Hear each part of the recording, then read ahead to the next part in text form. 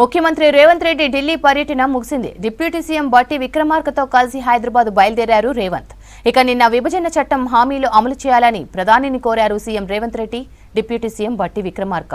పాలమూరు రంగారెడ్డి ప్రాజెక్టుకు జాతీయ హోదా ఇవ్వాలని విజ్ఞప్తి చేశారు. ఢిల్లీలో ప్రధానితో భేటీ అయిన ఇద్దరు నేతలు కేంద్రం నుంచి రాష్ట్రానికి రావాల్సిన నిధులను వెంటనే విడుదల చేయాలన్నారు.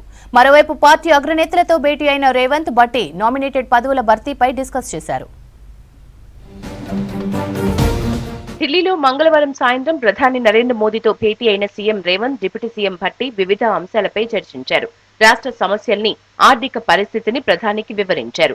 ఏపీ విభజన చట్టం ప్రకారం 2 రాష్ట్రాల్లో ఒక ప్రాజెక్టుకి జాతీయ హోదా ఇస్తామన్న హామీని గుర్తు చేశారు. ఏపీలో పోలవరానికి జాతీయ హోదా ఇచ్చారని, తెలంగాణలో పాలమూరు ప్రాజెక్టుకి జాతీయ హోదా ఇవ్వాలని కోరారు. ప్రధానితో 40 నిమిషాల పాటు జరిగిన భేటీలో రాష్ట్రానికి సంబంధించిన వివిధ అంశాలపై రిప్రజెంటేషన్లు ఇచ్చారు సీఎం రేవంత్. విభజన హామీలు, పెండింగ్ నిధులు, ఇతర ఆర్థిక అంశాల్ని ప్రధానికి వివరించారు. కేంద్రం నుంచి రాష్ట్రానికి రావాల్సిన 6,283 కోట్ల నిధులను వెంటనే విడుదల చేయాలని విజ్ఞప్తి చేశారు ముఖ్యమంత్రి. అన్ని రకాల నిధుల మీదనే చర్చ చేసినాం. వాటికి సంబంధించి రిప్రజెంటేషన్ ఇచ్చినాం. రకరకాల శాఖలలో రకరకాల నిధులు ఉన్నాయి. ఎగ్జాక్ట్ నెంబర్ అనే కంటే శాఖ వైజ్ గా రిప్రజెంటేషన్ ఇచ్చినాం. వాటిని మళ్ళీ తెలంగాణ ప్రయోజనాలు కాపాడాలని ప్రధాని మోదీని కోరామన్నారు డిప్యూటీ సీఎం భట్టి విక్రమార్క.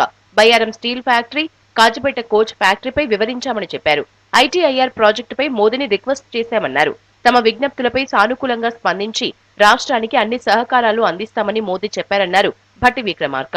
తెచ్చుకున్న తెలంగాణ రాష్ట్ర ప్రయోజనాలు కాపాడటం కోసం, అలాగే ప్రత్యేక రాష్ట్ర ఏర్పాటు కార్యక్రమంలో భాగంగా తెలంగాణ రాష్ట్ర ప్రయోజనాలని, హక్కుల్ని కాపాడుతూ బైఫర్కేషన్ యాక్ట్ లో తెలంగాణ రాష్ట్రానికి అందించినటువంటి అనేక అంశాలని దేశ ప్రధాని శ్రీ నరేంద్ర మోడీ గారి దృష్టికి తీసుకుని రావడం జరిగింది. ప్రధానంగా స్టీల్ ప్లాంట్, బయ్యారంలో ఉక్కు కర్మాగారానికి సంబంధించినటువంటి స్టీల్ ప్లాంట్ ని, అట్లాగే కాజీపేటలో రైల్వే కోచ్ ఫ్యాక్టరీ, అలాగే గత ప్రభుత్వంలో ఇచ్చినటువంటి ఐటీఐఆర్ కి సంబంధించినటువంటి ప్రాజెక్ట్ ని, వాటిని వెంటనే అందించడమే కాకుండా అందులో భాగంగానే 2019, 20, 2021, 22, 2022, 23, 2023, 24 సంబంధించి దాదాపు ఒక 1800 కోట్లు దాని పెండింగ్ ఉన్నాయి. వాటిని కూడా రిలీజ్ చేయమని అడిగాం.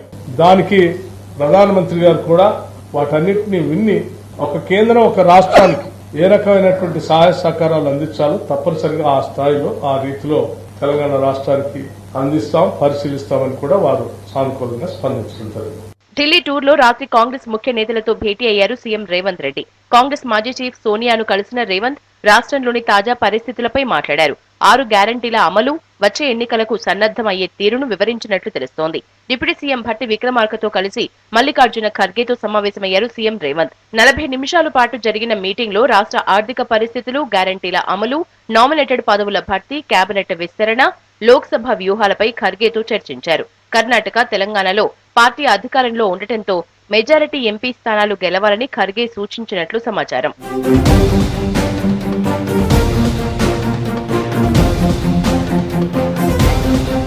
CM Revanth, deputy CM Bhatti Vikramarka రేపు నాగ్పూర్ వెళ్లి అక్కడ జరిగే కాంగ్రెస్ పార్టీ ఆవిర్భావ దినోత్సవంలో పాల్గొననున్నారు.